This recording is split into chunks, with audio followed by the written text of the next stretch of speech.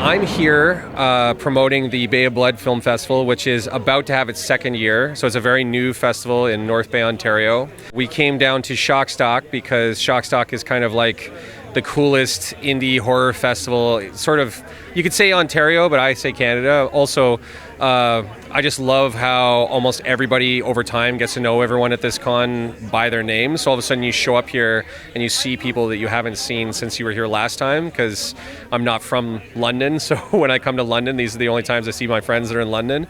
But yeah, to promote the festival, mostly to filmmakers who are at Shockstock, to kind of get the word out that there's another horror festival in Ontario. So we take all submissions from horror genres. So there's like animated films, there's features, there's shorts. We get films from all over the world. Probably similar submissions to Shockstock. We do tread the line between like mainstream productions in horror and kind of very indie horror. So like zero budget horror films can have a chance to get screened as well. So we're not like catering to any specific market. We program by committee, so all the submissions come in and a group of people meet and we score them individually, and then we argue a lot, and frankly that arguing kind of is the best way to say that at least there's some form of a democratic process in place. We haggle and eventually we come up with what gets in and what doesn't, and we promote.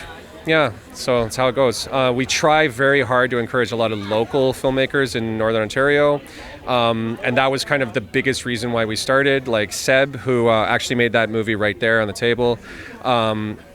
Seb came to me to start the festival over a year ago, and basically the whole formation was, how can there be a horror festival in this area so that we can give opportunities to emerging filmmakers, because like the way that Seb wished that would have been there when they were getting started. And I was like, okay, let's do that. And my background is all arts conferences and working in not-for-profits, and I had no experience running horror festivals, and I've kind of used Shockstock a little bit as inspiration, also as kind of like a reference point of like what someone else is already doing, so how can we kind of like not have to reinvent the wheel. And so there's a part of me that almost goes, the only reason why Bay of Blood is able to do anything is the fact that we're learning and expanding on the ideas that formed here at Shockstock.